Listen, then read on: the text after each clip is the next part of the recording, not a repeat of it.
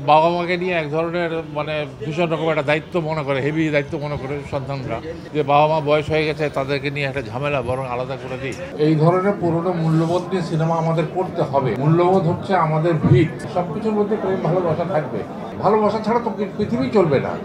যে শাশ্বত যে চেতনা, সেইটাকে যেন আমরা ভুলে না যাই। অশ্লীলতা ছাড়া সিনেমা হবে না, এইটাতে আমি বিশ্বাস করি না। তো আমার একটাই কথা হলো যে এই ধরনের পুরনো মূল্যবোধ নিয়ে সিনেমা আমাদের করতে হবে, কারণ মূল্যবোধ হচ্ছে আমাদের ভিতের উপরে দাঁড়িয়ে, কিন্তু আজকের আমরা ওই হরর বলি আর থ্রিলার বলি, এগুলো তো ভিতের উপরেই দাঁড়িয়ে আছে, সেই ভিতের উপরে। সুতরাং ভিতকে তো অস্বীকার করা যাবে না, কিন্তু এই গল্পগুলোই নতুন আঙ্গিকে করতে হবে, বর্তমান প্রেক্ষিতে করতে হবে, বর্তমান টেকনোলজি নিয়ে করতে হবে, আরও উন্নত চিন্তা ভাবনা নিয়ে, আরও ক্রিয়েটিভিটি নিয়ে করতে হবে। তাহলেই মানুষের কাছে হৃদয়গ্রাহী হবে।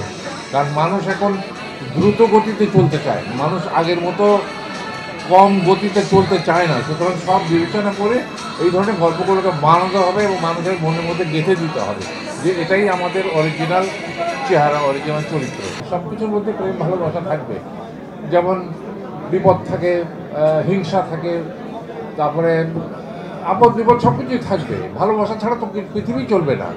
সব কিছুই থাকবে, কিন্তু আমার কথা হলো যে আমরা আমাদের যে অরিজিনাল মূল্যবোধ, যেটা যে বাঙালি যে শাশ্বত যে চেতনা, সেইটাকে যেন আমরা ভুলে না যাই। এই যে এই চরিত্রগুলো, এগুলো তো বাঙালির চরিত্র আমাদের, বা আমরা যদি বলি যে আমাদের এই পুরো উপমহাদেশের চরিত্র এটাকে তো আমরা ভুলতে পারবো না। এই গল্পগুলোকে আমরা যেন আবার ঘুরে ঘুরে দর্শকের সামনে নিয়ে আসি, যে আমাদের মূল যে পরিচয়টা সেটাকে মানুষকে মনে করিয়ে দেওয়া। কিন্তু সেই সাথে সাথে বর্তমান যে প্রযুক্তি, সেটার ব্যবহার করতে হবে, সেটাকে মানুষের কাছ থেকে ভোলানো যাবে না, কারণ মানুষ ওই গতিতেই চলতে চাচ্ছে এখন। কিন্তু সব সিনেমায় হরর আর থ্রিলার ছাড়া, ডিটেকটিভ ছাড়া গল্প হবে না, বা অশ্লীলতা ছাড়া সিনেমা হবে না, এইটাতে আমি বিশ্বাস করি না। আমার কথা হচ্ছে সেইটাই।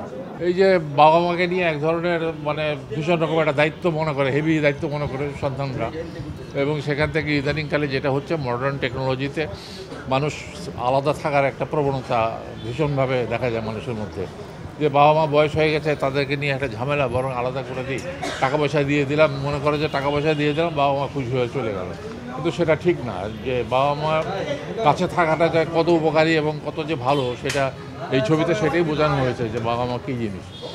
এবং এই দায়বদ্ধতা থেকে মুক্তি আমরা পেতে চাই, যে এরকম একটা বোঝা মনে করে যেখানে, সেই দায়টার থেকে মুক্তি পাওয়াটাই এবং সমাজকে মুক্তি দেওয়ারই এইটা একটা আন্দোলন আর কি বলা যেতে পারে। আমাদের ঘরের কথা বলা হচ্ছে, মনের কথা বলা হচ্ছে, আমার সমাজের কথা বলা হচ্ছে, যেটা খুব স্বাভাবিক, যেটা আমাদের মাটির কথা। এবং মানুষ যে শাশ্বত বাঙালি বা শাশ্বত আমরা যে পরিবারগুলো চিরকাল দেখে এসেছি, মূল্যবোধ, সেগুলো দেখানো হচ্ছে। এই মূল্যবোধের প্রতি নতুন প্রজন্মকে আকর্ষণ করতে হবে, এবং পুরনো প্রজন্মের যারা সিনেমা হল ভুলে গেছিলেন তাদেরকে আবার ডেকে আনতে হবে। আমার বিশ্বাস যে তারা দেখবেন এবং তাদের ভালো লাগবে।